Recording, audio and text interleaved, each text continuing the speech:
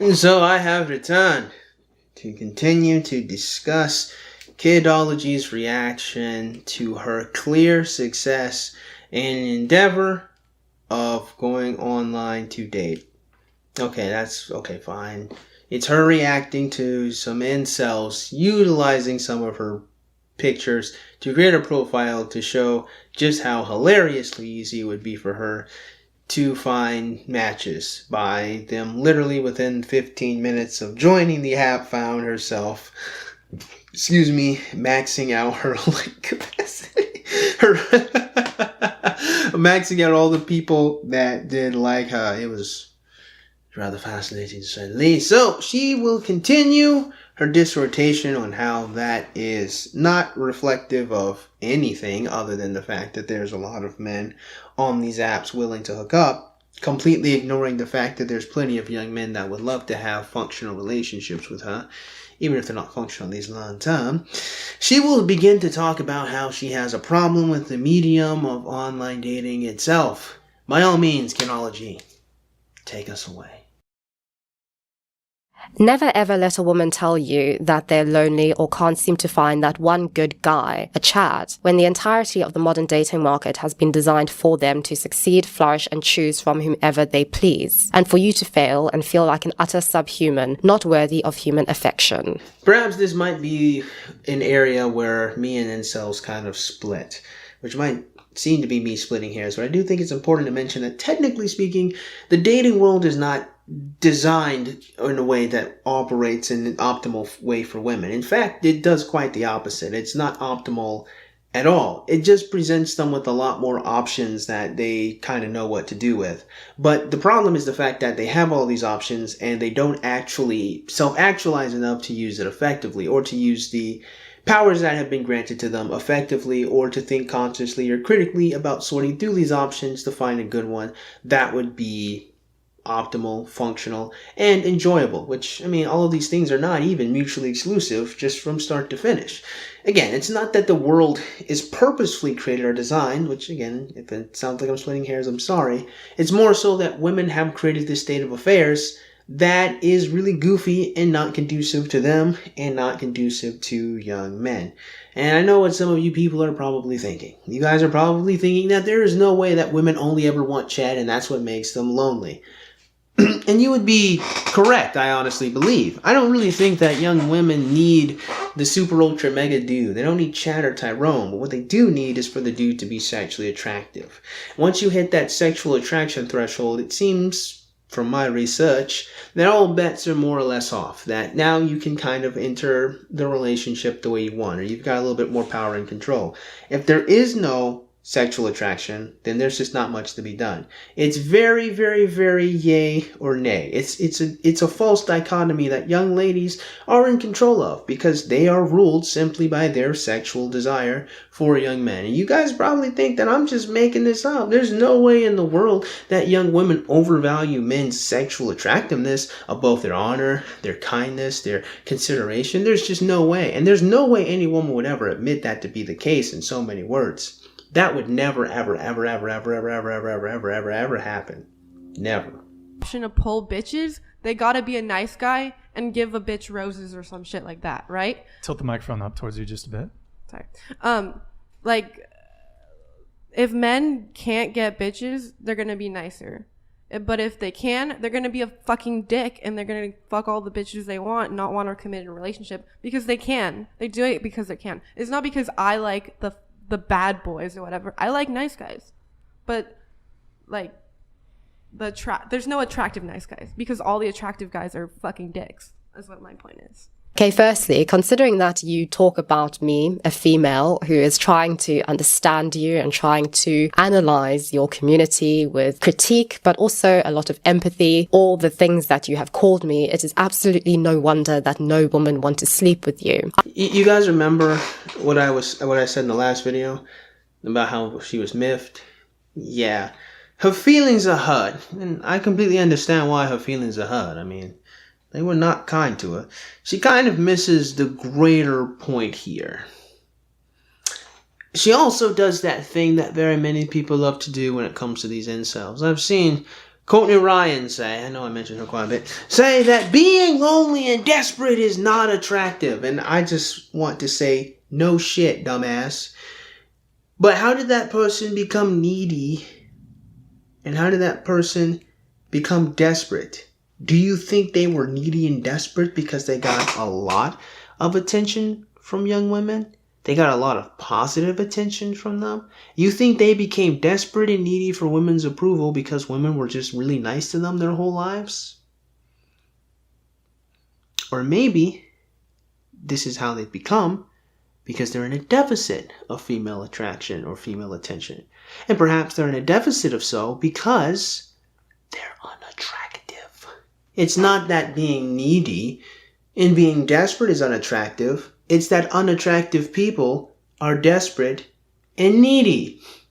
Insofar as, let's take it a step back to you, my friend Kidology. Do you think that these people's awful, bad, miserable personalities came before they got rejected by a bunch of women or after? Because if one is a response to constant rejection, then the problem is not the fact that they have mean personality traits. It would stem to the fact that they were already unattractive. Now, if you wish to argue that this does not help them in any way, shape, or form, yeah, but they would just argue that nothing would help them in any way, shape, or form because they're unattractive. It's a goofy position. A lot of people want to harp on the fact that these people are, in Courtney Ryan's case, desperate and needy. In Kidology's case, they're mean and cruel, I guess, in certain ways, without ever hyperanalyzing how did they get there in the first place. And that even if you fix these people for being mean, you haven't fixed the fact that women still do not want to be with them. Because if women did, they wouldn't be there from start to finish. I will agree with you. Yes, everything is about looks. But when it comes to dating apps relative to real life, there is a huge difference when it comes to our understanding and interpretation of looks. I mean, there can be, but here's the reality. It doesn't matter if you took the vast majority of men on Tinder and you put them in real life and then match them with a bunch of women in real life to suggest whether they're attractive or not. The long and short is they probably still won't find them attractive. You're putting the cart before the horse. If these men were attractive, if we use the connotation of the word, implies that they are bringing attention to them. Why are they on Tinder? Why are there so many more men on Tinder than there are young women on Tinder? Do you think there might be some deficit between those people who are able to regularly bring sexual attention to themselves and those who cannot, and thus they must seek it out more directly? Do you think that maybe their position in real life is what brought them on these online dating websites from start to bloody finish?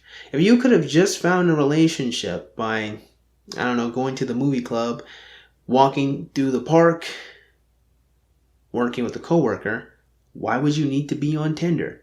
Why would you need to be on Bumble? We have to start analyzing what got these people there from start to finish instead of pretending that they just plopped out of nowhere, just out of the ether, already presently so in this state. That's not how it works. As we often encounter them in person. What I mean by this is when I find somebody attractive, I don't just find how they look attractive. I find a lot of things about their entire 3D look attractive. For instance, their smell, the way that they engage in the world, the way that they walk, the way that they engage with other people, their dexterity, the way that their imperfections sort of come together and make a whole person. I can find things that I would otherwise find completely unattractive or repulsive just on their own as standalone things, such as how somebody chews their food. I could find that unattractive. But then when I meet somebody and I engage with them, I communicate with them, I have sort of chemistry, romantic or otherwise with them, we engage in the world together, I see them sort of in action,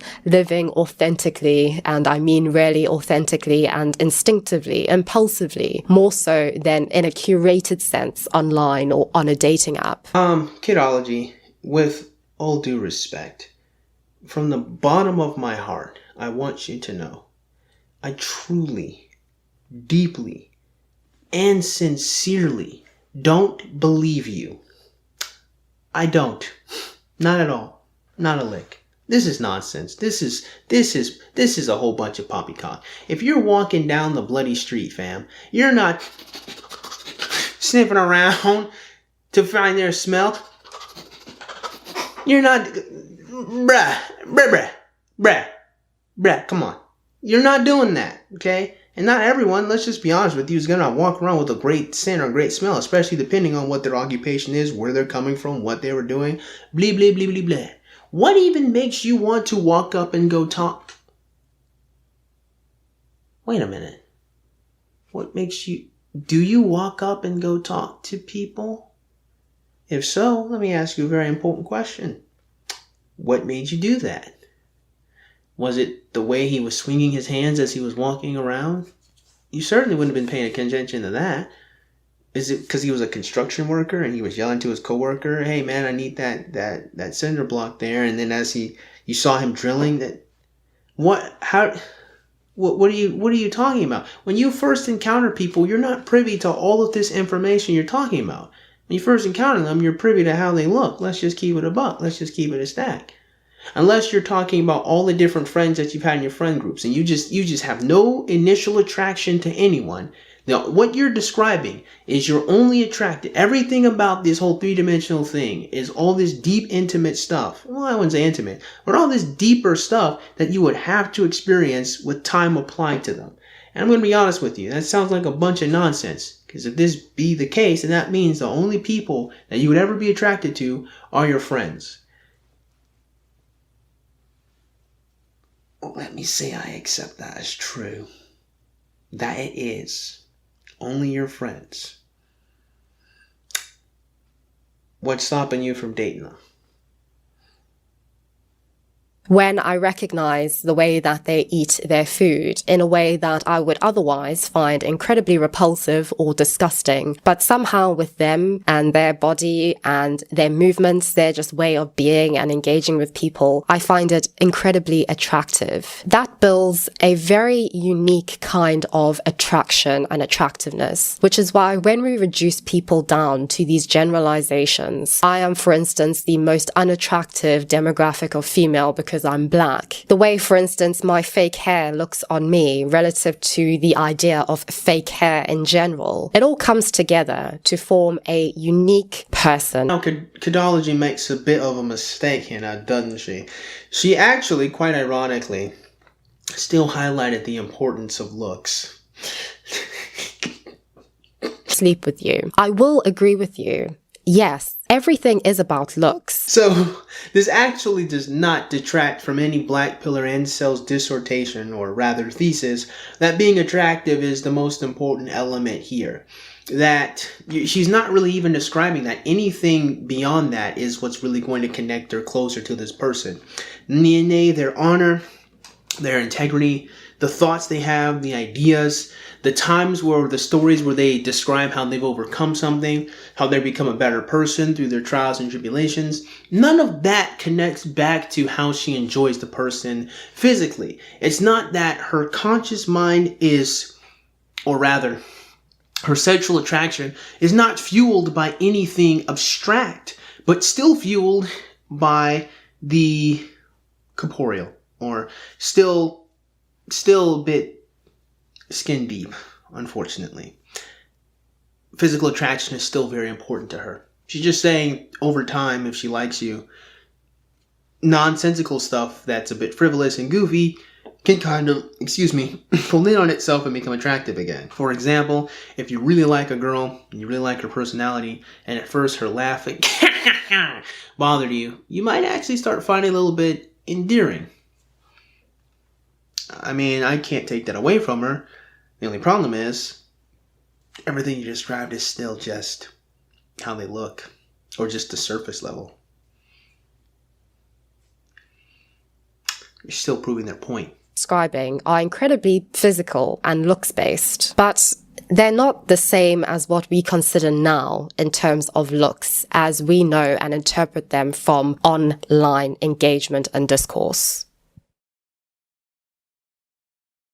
There are incels who are wage slaving their asses off and killing themselves at the gym every single day on here who have gone months, no years without one single match on any old app. And this fresh off the boat 3.5 PSL femcel African has managed to max out her Bumble matches in 15 minutes. Okay, that was really interesting.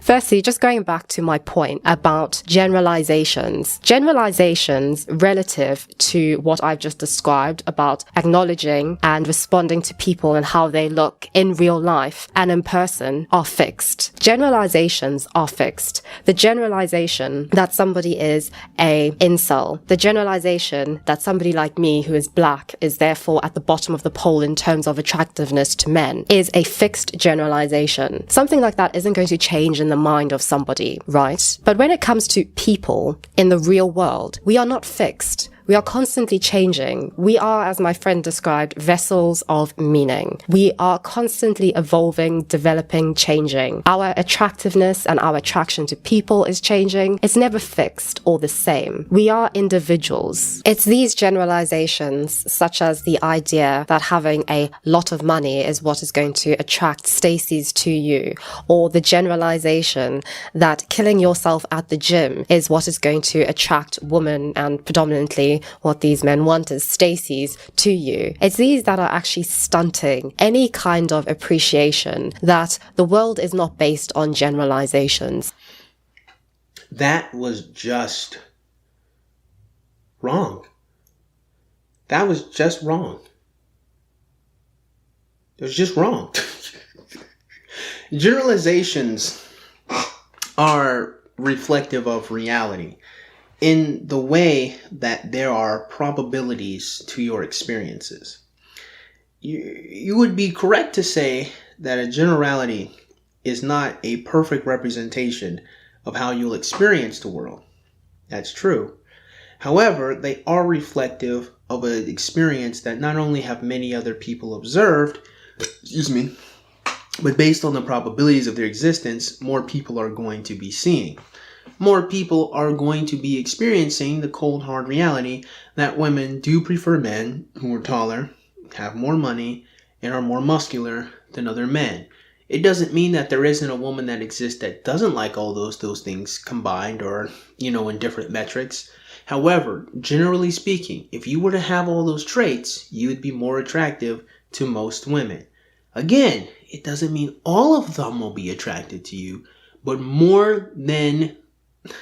this is goofy. I even have to explain it, to be honest with you. But let's move on to the actual point that you're making, yes? At all. If it was, then it makes absolutely no sense why, for instance, when femcels used to previously go onto these kinds of forums in order to talk with other incels, male incels, about their problems, they were oftentimes chased off these forums. It doesn't really make sense because you kind of think that this is a perfect match made in heaven. Femcels and incels, two groups who can't get sex, coming together, that they could pair up. But obviously that didn't work. Now, that is probably, I would say 1/4 true. See, here's the thing. There are some incel forums that are vicious. You're using the one that, Russell Your Jimmies as a good example. However, there are plenty of Forever Alone forums where young men went to go seek out to have conversations with young women and were banned for doing it. There was one time on Reddit where the Forever Alone, I think it was like a female version of it. Actually, I don't even think it was female. I think... This is so funny. It's hilarious. I remember one time male users got banned from messaging female Forever Alone users because they wanted to date them.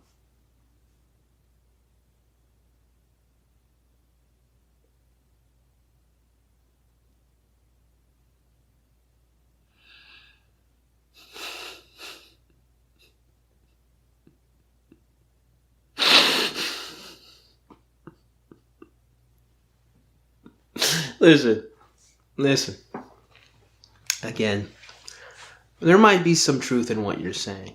I don't doubt it. That some young ladies will come to these spaces and they will be met with derision, dismissiveness, and the fervor of angry males who have not had women treat them well. This much is true. I believe it 100%. But to pretend that there aren't a subsection, a gigantic subsection, of these incels who attempted to date some of these femcels, and the femcels rejected them, is ludicrous. Ridiculous. Ridiculous. Just goofy. But obviously that didn't work, because attraction does matter.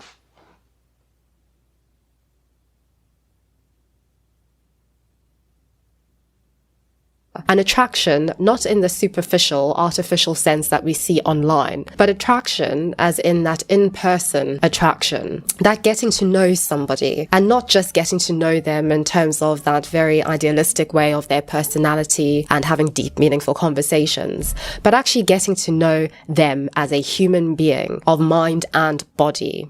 Yeah, again, there's a gigantic issue with what you are suggesting. What you are suggesting requires people to be patient and open and accepting to spend time investing in other human beings. What we've learned is people are not open to do that if you're not physically attractive. And what we've also learned, which has been distilled so much so that it is just damn near a fact, that when you are an attractive, particularly young man, actually, when you're just an attractive person in general, there are a lot more leeway and there's a lot more different ways, or a lot more tolerance given to your more undesirable traits due to the fact that being beautiful is such a rare thing. Due to the fact that finding that physical attraction is so rare, you're willing to do more in order to put up with it, and you're willing to accept more. You're willing to invest that more time into learning this person. What you're saying, ironically, is still not a counter-argument to the fact that you believe that physical attraction, or attraction in general, is far more important, or is the most important thing in any relationship.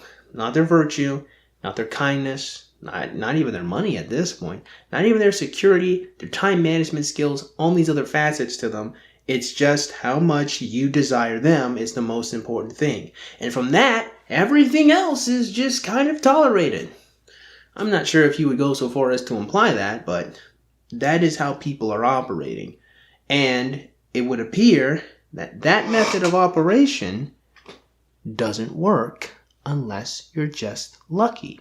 Either lucky to find someone who matches with you just wholesale, you don't have to do anything different, or lucky that you were just born an attractive person, so you don't really even have to try that hard. So I'm going to have to conclude my response to the videos in a part 3.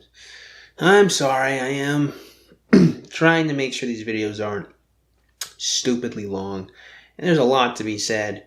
But in conclusion to this point, it does need to be highlighted that even though you've explained that your physical attraction is far more complex than simply seeing images on the screen, you have confirmed that physical attraction is still kind of the most important thing to you. You didn't talk about any character, any virtue. You didn't talk about how his kindness or his personality leads you to wanting to be with him more physically. That there's a transition between your initial reaction to seeing someone and not finding them physically attractive and growing that love and that fondness to when you genuinely desire it. In fact, very seldom does anyone really talk about that. You, again, included. In other words, you are really giving credence to what these incels believe more so than you're arguing against it from start to finish. What you've really done here, my friend, is explain why you don't value the results that you get from online dating, but you're not arguing against the fact that you got results. You're trying to say that these results don't matter because you aren't going to be attracted to any of these people from start to finish. Whether we go back to your first video on how these are all men who just want to have casual encounters with you, to how we moved on now, that these are just profiles. They're not actual visible human beings in time and space I can relate to. They're pictures on a screen. Of course, ignoring the fact that you could relate to them within time and space if you talk to them while they're on the screen. Just saying. At that point, to which you would decide whether you want to do that would be based on, well, their profile. If the profile is blank, well, then that's a criteria of which you can discount somebody. Easy enough. If the profile is filled with different personality attributes, traits, things they enjoy, now you can match that up to what you enjoy and think that perhaps a good conversation would be warranted there. The truth of the matter is, with the ability of online dating, as a young lady, if you are analytical, if you have some intelligence, you can stop and you can actually figure out a pattern, a method, some way to help you be successful here that isn't simply, these people are attractive. You're trying to discount the fact that these people are attractive by saying they're not actually attractive. Either way it goes, Kidology, you are confirming one truth, one bylaw. And that is, being attractive, even to you, reigns supreme.